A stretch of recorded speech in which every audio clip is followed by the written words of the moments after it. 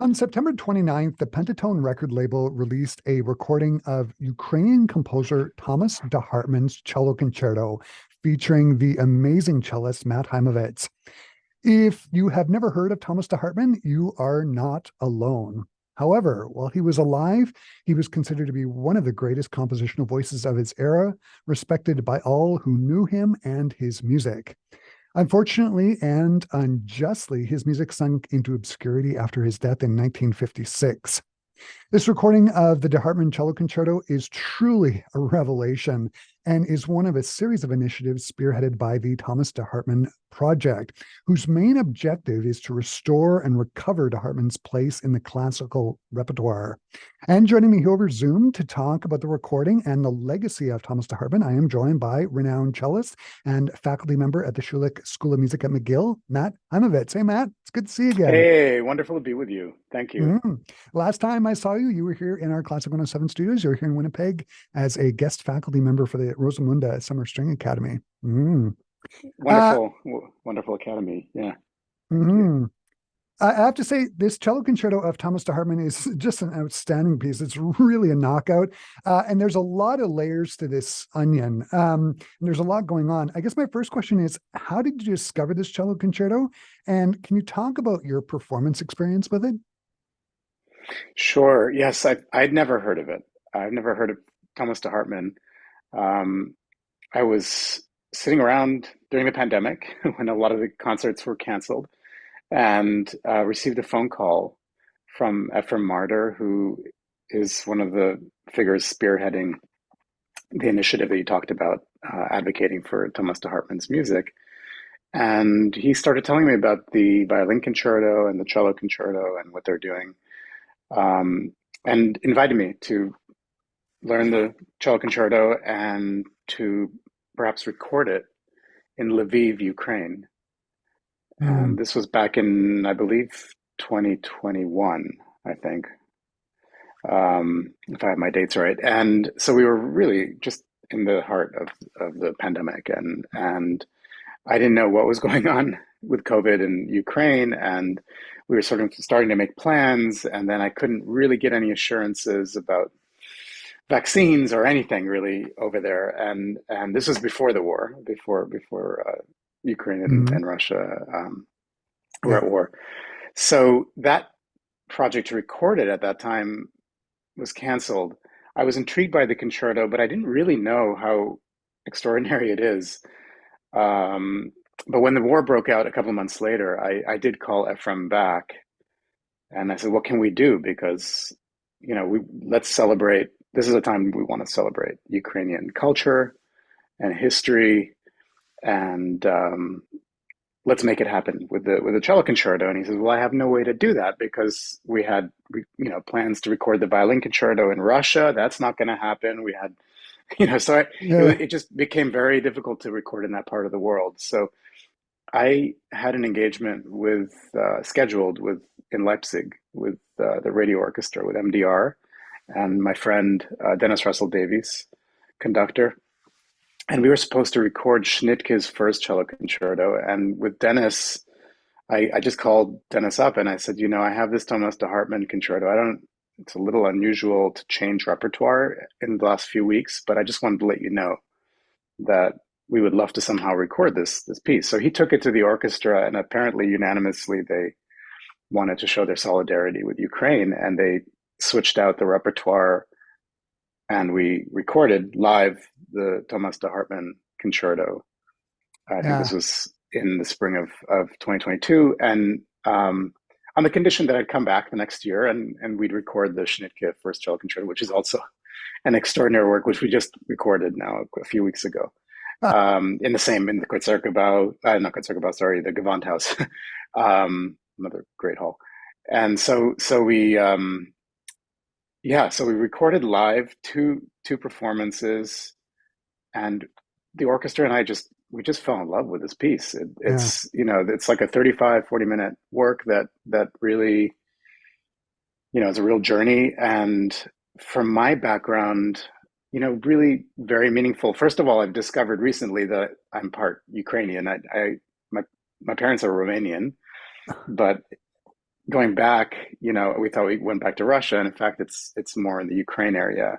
But this, of course, this region of the world is so fluid, Yeah. and during Soviet times, I mean, it was all one thing. But yeah, just hearing the Ukrainian folk tunes that I mean, he composed them, Thomas de Hartmann, but really kind of using the language of this folk tradition from that part of the Mm, world. And the slow movement, the second movement, to me is one of the great yeah. Jewish pieces. And I was shocked. I thought when I recorded the piece, I thought Thomas de Hartmann was Jewish, but then I recently learned no, he was not Jewish. So for me, it's a really beautiful argument against this sort of appropriation debate.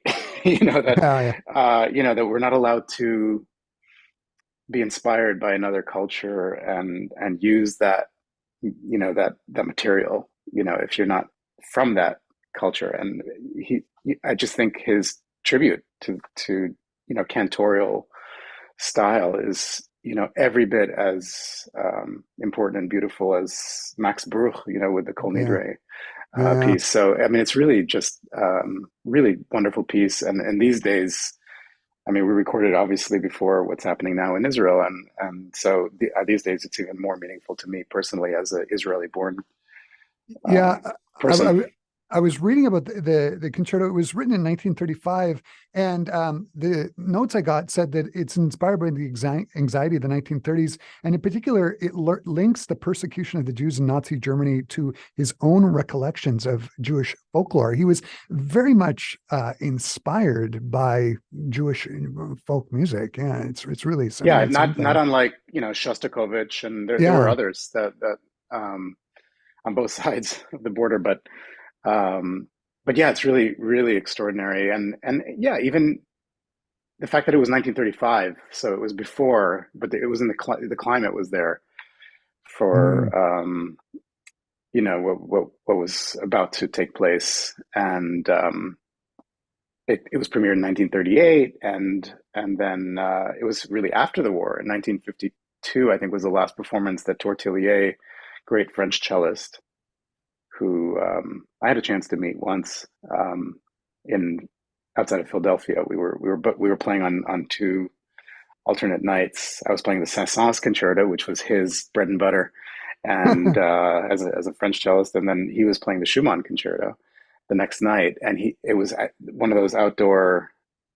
um, venues that with like thousands of people, 5,000 people or something on lawn and mm. so on, and uh, and he came back stage and he gave me some very good advice and wisdom. He said, when you next time you play outdoors, never ever play the pianissimos. Never play soft. Always, it's always mezzo forte and above. You can only fake the concept of a quiet dynamic. You got to project. So, but he was a really wonderful cellist, And the and first he person loved to the concerto. He was the first first person to person to perform it. play it. He never got to record it, and Casals knew about it, and so Pablo Casals never played it, but was in touch and wrote a letter to Thomas de Hartmann. So it was known that it was there, but then 70 years went by and nobody played it, nobody recorded it until Yeah. we did it. And it's too bad because, like I said in the preamble, it is just a stunner of a piece. You have the folk influences as the cantorial moments in the second movement, but then there's the odd meter stuff in the final movement that reminds me in some ways of Jewish music. But one of the other things I noticed listening to it was I heard it more in the first movement than anything else. There is this sort of epic film score element to that first movement. It's sort of along the lines of like a Rosha Ben Hur Yeah, or a Korngold thing in the first movement. And he yeah, wrote, I was reading after the 1917 revolution, he right. moved to Paris and actually made his living writing film scores. Is that right? That's right. Yeah, I think he wrote 40 film scores or something in that range. So he was a prolific film score writer. I mean, in that first movement, absolutely, it has this kind of sweeping, romantic, Yeah. cinematic quality, but it also he was definitely familiar with the cello concerti. There's some licks that he took from Schumann concerto, from Saint-Saëns actually, from Dvorak. That there he knew the concerti, and he was putting that to use. But it's a pretty epic first movement. I think, what is it? 17 minutes, 20 minutes? I don't know. It's really long. Yeah, yeah, And you never get tired because yeah. it's so inspired melodically. And Yeah, it's really, really beautiful. there's these wonderful textures between the cello and the orchestra that are created throughout the movement, which are Wonderful, wonderful just dialogues, and yeah, exactly. Timbres, yeah, the conversation with the different instruments. It's really beautiful. The project was made possible by the Thomas de Hartmann project and collaboration with Tom Daly. He was the inheritor and owner of the Hartmann estate. Can you talk about that collaboration a bit? And was there any work that needed to be done to either the solo part or the orchestra parts before you performed it? And is it published now? Well, they worked on the score, or printing the parts and the score for us, from the manuscript. So I was looking at the manuscript and their score, and I believe in even an earlier publication of it. So a first edition. Mm-hmm. So Dennis and I did quite a bit of work. Dennis Russell Davies and I, correcting mistakes, just like in Yeah. every publication. That's unfortunately, we sort of it's like the press. You read something and you assume it's true and accurate, and it's not always 100%. So you do have to do your due diligence with it, and we did that with we definitely had to fix things here and there, but the estate provided the parts and made it, just facilitated the whole thing. But really, I have to say that it was Dennis Russell Davies and the orchestra who made it possible, and the radio in Leipzig really just took the project on and made it happen, and really just got behind it and put all their heart into it. I mean, you can hear it. Uh, The and orchestra yeah, sounds great. Yeah, I was going to say you hear it totally on the recording. Absolutely. yeah.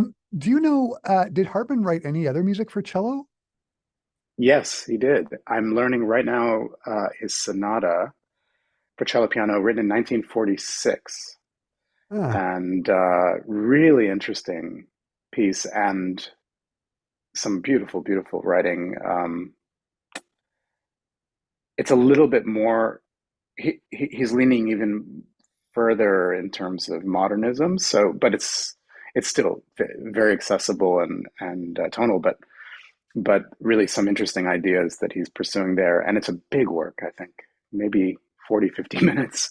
wow. It's a major sonata for cello and piano, which nobody knows also. So I'm going to be playing it in Los Angeles in a week and a half with a Ukrainian pianist, Nice. And Nadia Shevchenko. Yeah. if you can, oh yeah, I think we have a couple of recordings in our system. Hmm. If you could describe the cello sonata, what is it? What composer is it most like? Interesting. Well, I'm still getting to know it, but Yeah. I would I'm going to say a little bit more in the vein of kind of, um, don't hold me to this, but like sort of Frank Bridge, Yeah. a little bit more kind of a metaphysical, Mm-hmm. Scriabin like sort of approach, to yeah.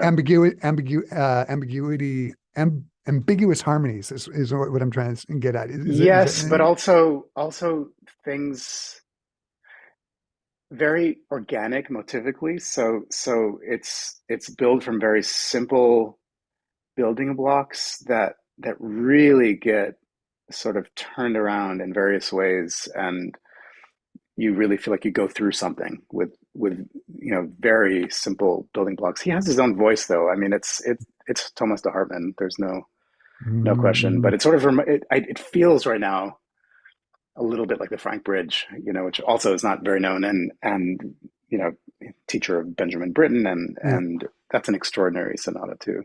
Hmm. When people are listening to this recording of the de Hartmann Cello Concerto, what do you hope they'll discover and take away after hearing it? Well, one thing is I hope that they come out realizing that there are more than five cello concerti. Yeah. There's more than the Dvorak cello concerto. Um, it is hard in the orchestral world. You know, the major concerti that we all know get programmed again and again, and they're very popular, rightly so. But Mm, sometimes you discover these pieces that are just every bit as important, and deserve their place, you know, in the concert hall. So that's one thing. Secondly, I can't wait to teach it, you know, and have other people play it. yeah.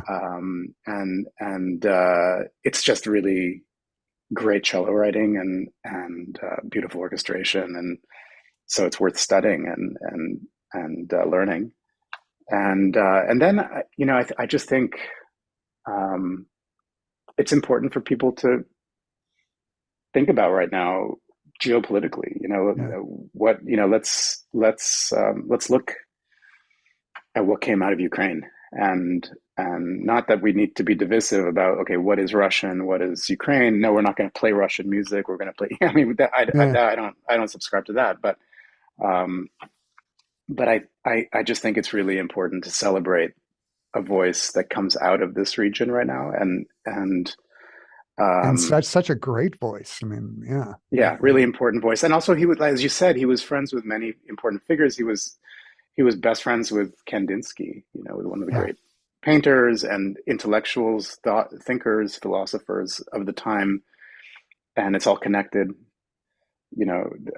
So yeah, so to just dive to that part of the world and think about it, and as you say, I mean, there's this cinematic quality and the relationship with Korngold and so on. I mean, it's just um, you know, a lot of it transcends borders and you know, musical influences from all over the place.